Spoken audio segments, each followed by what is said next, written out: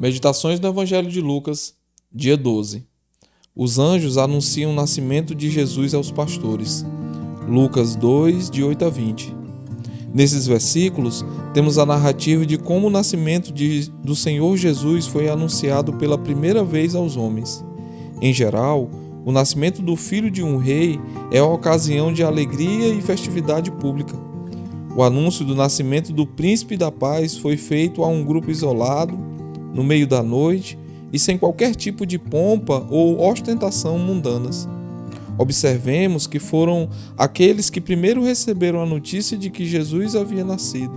Eram pastores que viviam nos campos, ao redor de Belém, e guardavam o seu rebanho durante as vigílias da noite.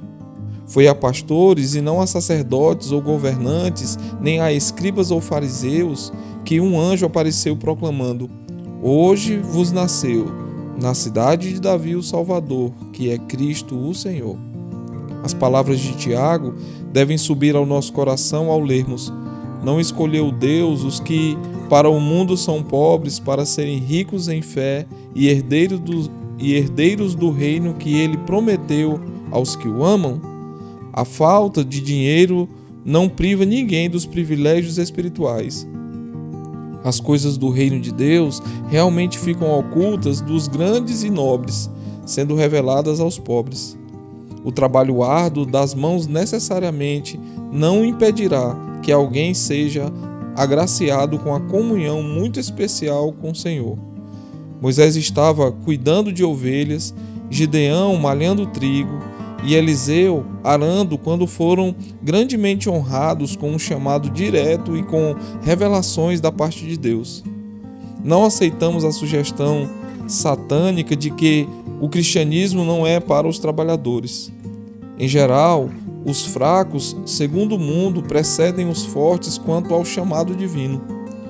Os últimos costumam ser os primeiros, e os primeiros, os últimos. Em segundo lugar, notemos a linguagem utilizada pelo anjo para anunciar o nascimento de Jesus aos pastores. Ele disse: "Eis aqui vos trago boa nova de grande alegria, que o será para todo o povo." Não devemos nos surpreender com essas palavras. A escuridão espiritual que cobrira este mundo por 4.000 anos estava prestes a se desvanecer. O caminho para a paz com Deus e para o perdão estava prestes a ser aberto a toda a humanidade. A cabeça de Satanás estava prestes a ser esmagada. A liberdade seria proclamada aos cativos e a visão restituída aos cegos.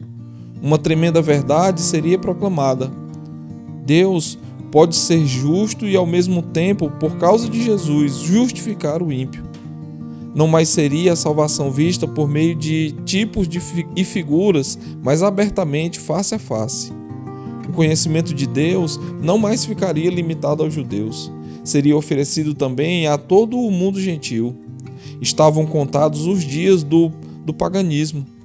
A pedra angular do reino de Deus seria lançada.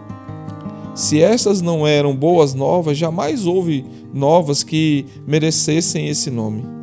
Notemos também quem foram os primeiros a adorar a Deus quando ele nasceu. Foram os anjos e não os homens. Anjos que nunca pecaram e jamais precisaram de um Salvador. Anjos que não caíram e, portanto, que não precisavam de um Redentor ou do sangue da expiação. O primeiro hino em honra a Deus que se manifestou em carne foi entoado por uma multidão de milícia celestial. Atentemos para esse fato, pois está repleto de lições espirituais profundas. Mostra-nos quão preciosos servos são os anjos. Tudo o que seu mestre celestial faz lhes agrada e interessa. Mostra-nos como eles têm um conhecimento claro das coisas. Conhecem muito bem a extensão da miséria que o pecado trouxe à criação. Conhecem a bem-aventurança do céu e o privilégio de haver uma porta aberta para lá agora. Mas, acima de tudo, esse fato nos mostra o grande amor e a grande compaixão que os anjos têm para com os perdidos. Regozijam-se diante da perspectiva de que muitas almas serão salvas e muitos tiçãos arrancados do fogo.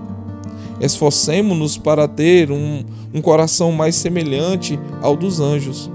Nossa ignorância e nossa morte espiritual são realçadas mais dolorosamente no fato de sermos incapazes de partilhar das alegrias que os vemos expressando aqui. Se realmente esperamos morar com eles para sempre no céu, é preciso que compartilhemos um pouco de seus sentimentos enquanto ainda vivemos neste mundo. Procuremos ter uma sensibilidade maior da imundície e da miséria do pecado, porque assim teremos um sentimento mais profundo da gratidão pela redenção. Notemos a seguir o hino de louvor que a milícia celestial entoou diante dos pastores. Glória a Deus nas maiores alturas e paz na terra entre os homens a quem Ele quer bem. Essas palavras famosas têm recebido interpretações variadas. O homem é por natureza tão cego para as coisas espirituais que parece não ser capaz de entender uma só sentença que lhe é dita em linguagem espiritual. Há, contudo, uma interpretação que pode ser dada a essas palavras que não sofre qualquer objeção e, além de ser coerente, também é teologicamente excelente. O hino começa dizendo: glória a Deus nas maiores alturas. Devemos tributar o mais alto grau de louvor a Deus por causa da vinda de seu Filho Jesus a este mundo. Sua vida e sua morte na cruz glorificariam os atributos de Deus: justiça, santidade, misericórdia e sabedoria, como nunca antes. A criação glorificou a Deus, mas não tanto quanto a redenção. Paz na terra também, diz o hino, é chegada à terra a paz de Deus, que ultrapassa todo o entendimento. A perfeita paz é estabelecida entre o Deus Santo e o homem pecador. A paz que Jesus comprou com seu próprio sangue, oferecida gratuitamente a toda a humanidade.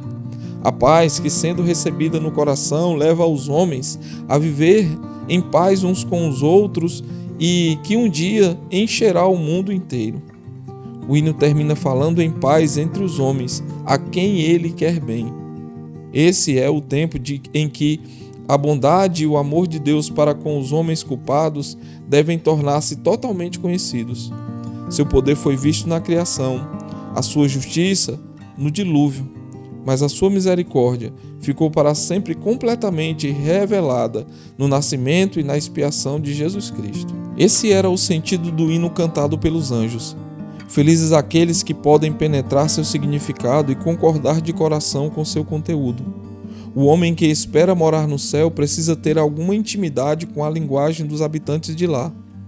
Ao terminarmos essa passagem, devemos observar a obediência imediata demonstrada pelos pastores diante da revelação celeste que receberam.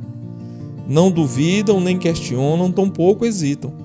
Mesmo que as notícias recebidas pareçam estranhas e improváveis, agem imediatamente com fundamento no que lhes foi revelado.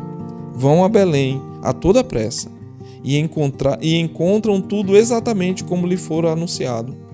Sua fé simples recebeu uma rica recompensa. Tiveram o privilégio ímpar de ser os primeiros dentre toda a humanidade, exceto José e Maria, a verem com os olhos da fé o Messias recém-nascido. Voltaram glorificando e louvando a Deus por tudo o que tinham ouvido e visto. Que o nosso espírito seja como o deles. Creiamos sempre e completamente, agindo em obediência imediata, sem esperar mais nada, quando nos for mostrado claramente o caminho do dever. Agindo assim, receberemos um galardão semelhante aos dos pastores. A jornada que é iniciada pela fé geralmente termina em louvor. Deus abençoe e até o próximo episódio.